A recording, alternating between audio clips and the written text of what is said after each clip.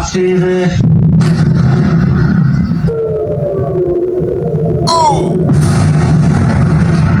آنچه که ملاحظه کردید، صدایی که شنیدید، فضای غبارآلوده استادیوم.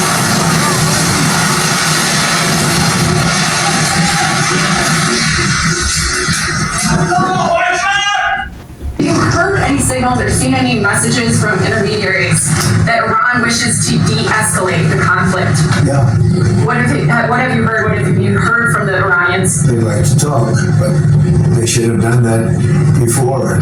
I had 60 days, and they had 60 days. And on the 61st day, I said, we don't have a deal. They have to make a deal. And it's painful for both parties, but I'd say Iran is not winning this war. And they should talk, and they should talk immediately before it's too late.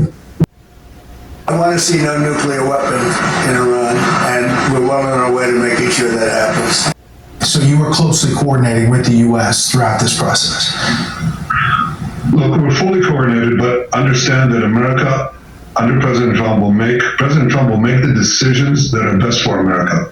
And that's the way it is. He understands that I, as the Prime Minister of Israel, the one and only Jewish state, must make the decisions that are important for the survival of my country, and he will do what is best for America. That is a relationship of mutual respect and mutual confidence. These people who chant death to America, try to assassinate President Trump twice. Do you want these people to have nuclear weapons and the means to deliver them to your cities? Of course not. Yeah. So we're defending ourselves, but we're also defending the world. You just said Iran tried to assassinate President Trump twice. Do you have intel that the assassination attempts on President Trump were directly from Iran? Through proxies, yes. Through their intel, yes. They want to kill him. Iran. We lost 3 service members last week. May they rest in peace. In Jordan, an enemy drone from Iranian-backed proxies launched that deadly drone strike, killed our heroes. What should be the proper response?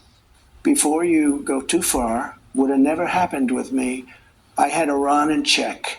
You know, we hit them very hard for something that they did, and they had to hit back. They feel they have to do that, and I understand that. Do you know they called me to tell me we're going to hit a certain location, but we're not going to hit it. It's going to be outside of the perimeters. Who called you? Iran called me. Iran called for me. And they let us know, and we had 16 missiles went off. I believe it was 16. 6 or 7 failed in the air. When was this? This was prior to the attack on a fort that we had where they hit back. Do you remember when they sent 18 missiles or 16 missiles? 5 failed. They let us know, don't move. We're going to have to hit you back. Psychologically, we have to do that because we hit them on something. You remember. They sent 16 or 18 missiles, and we knew they weren't going to hit inside the fort. And the media was going, and now I reveal it, the media was going wild because they say it's strange. They're very accurate missiles. How come they all missed? Nobody was killed, if you remember. Yes, with all of those missiles, nobody was killed. Now, they had to do it because they have people and they have to show strength. So they aimed the missiles, but they said, please don't attack us. We're not going to hit you. That was respect. We had respect. When we took out Soleimani, you know, Israel was supposed to do it with us. 2 days before the takeout, they said, we can't do it. We can't do it. I said, what? We can't do it. Then I had a certain general who's great. I said, so General, do we do it ourselves? He said, we can, sir. It's up to you. I said, we'll do it. But Israel was a part of it. You know, Bibi was a big part of it. And we had everything planned, everything, because what he has done is terrible. What he did to us was terrible. Killed so many of our soldiers. Killed so many people.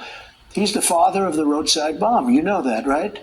And Soleimani, we can't, it was just incredible. And al-Baghdadi, I wiped him out too. Yeah. We took out al-Baghdadi, the founder of ISIS, that nobody could find except me, and Soleimani, father of the roadside bomb. Now, and beyond that, killed many people. He was going to attack 5 of our military bases, and we took him out. And we took him out without Israel, because Israel, 2 days before the attack, they said we cannot participate. Must be paid if they don't release the hostages. Well, do I have to define it for you? Look, all hell will break out. If those hostages aren't back, I don't want to hurt your negotiation.